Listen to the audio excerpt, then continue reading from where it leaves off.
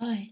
Yeah, the other day I visited our local little antique shop, and it's on a corner where someone died in the resistance in the Second World War. So it's quite a little landmark, really. But it's about something I bought. It's called Moonstone. Goik pulled out a moonstone from a cupboard at the back of his emporium. I know how much you like blue, as you chose a blue lamp for your kitchen. I looked at him, marvelling how his hair cascades down to his waist. The Bretons are different that way. Long, thick, wavy hair, often tied back. They're a race apart. Could be like ancient Britons, but the time scale is wrong. Yet the men wear their hair long, while women sport short back and sides. Atlantic tides grant them the freedom of seabirds, inland, away from storms. I see him as Neptune with a golden trident, bearing Ulysses home. I see them in the stone waves of the weaving sea, crisscrossing the pendant in his strong hands, delicate yet powerful, continually sifting through things. Try it on, it will suit you. But how can I try on the ocean? I could drown. His eyes twinkle so that electric waves penetrate his trays of rings. What kind of magic is this?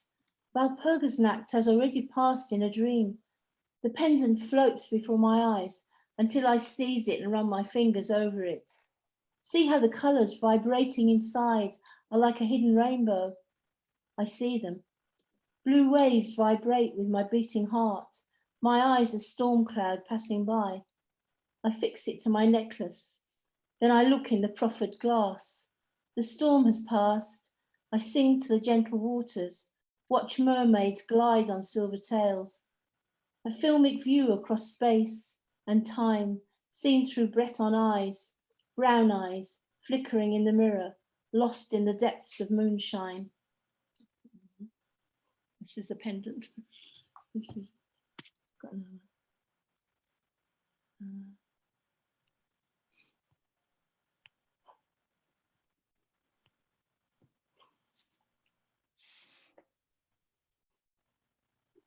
one. This is called the sequin dancers. The sequin dancers blur, filling the blanks like crystal snow. Your brain a bejeweled sphere, patterns of diamonds. The logic is unclear. I ask you, does each cell contain the universe? I shuffle in line to my place at the end of the tunnel. A lantern swings. It's not mine, as my way is clear.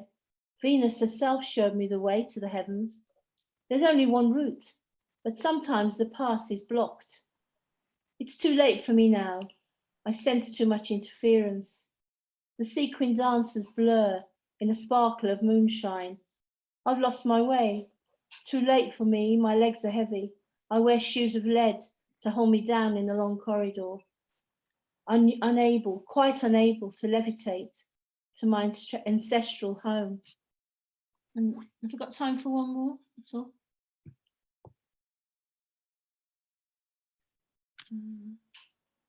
Please. It's not long, actually.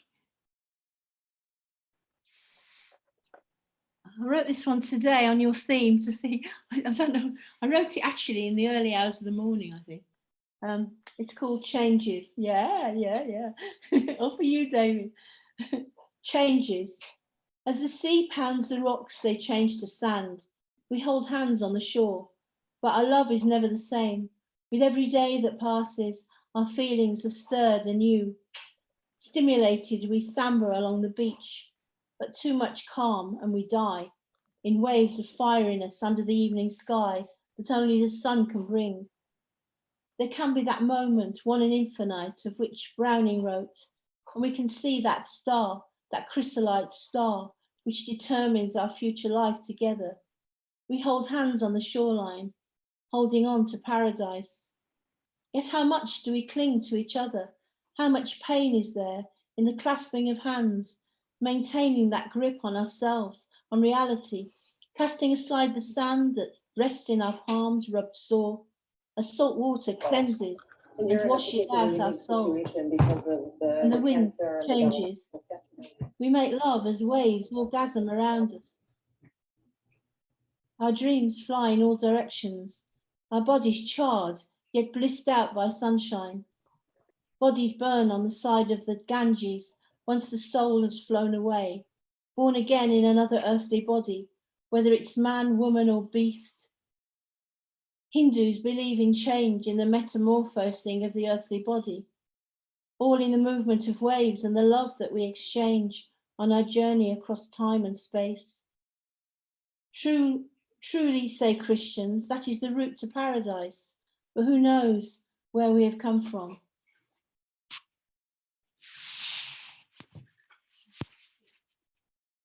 Thank you. Thank you, Rick. That was beautiful. Thank you. Irradiated dust spinning in the light. I'm deposited on the shoreline, a Galapagos tortoise egg. Another 100 years pivoted on the earth, sun, moon, and starfish, displaced by erosion, encircling a world numbered in rings. Live oak, a new shoot etiolated, struggling to the sun at the end, listening to 7 planets orbiting my pre-existing life, petrified stone, a quasi shining in my eyes, etched in my genetic code. REMs foretold this foreshore. Beforehand, a spirit lamp burning. In my life, a newborn jawbone, fragments of starlight shining on, igneous rock from a fossil skyfall, irradiated dust spinning in the light.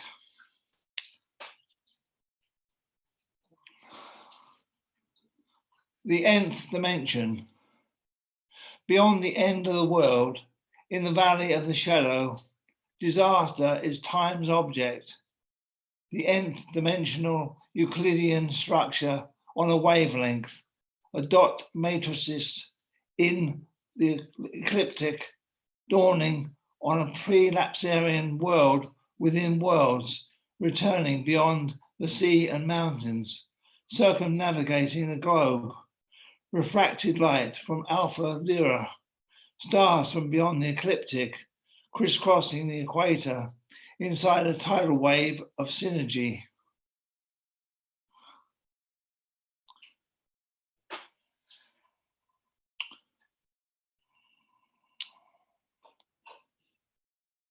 Quasar, astral travel via the nearest star, Gegenschein's translucent quasar, worlds in space-time continuum, worlds within worlds and infinitum, intergalactic travelers from beyond Betelgeuse, listening to radio waves, crossing the mountains of the moon, circumnavigating the planet's orbit, a disaster augury in the world vision, realigning our planetary cosmology, a 4th dimensional Euclidean matrix, perspective in space-time continuum, worlds within worlds ad infinitum, Hubble and Herschel coordinating atoms.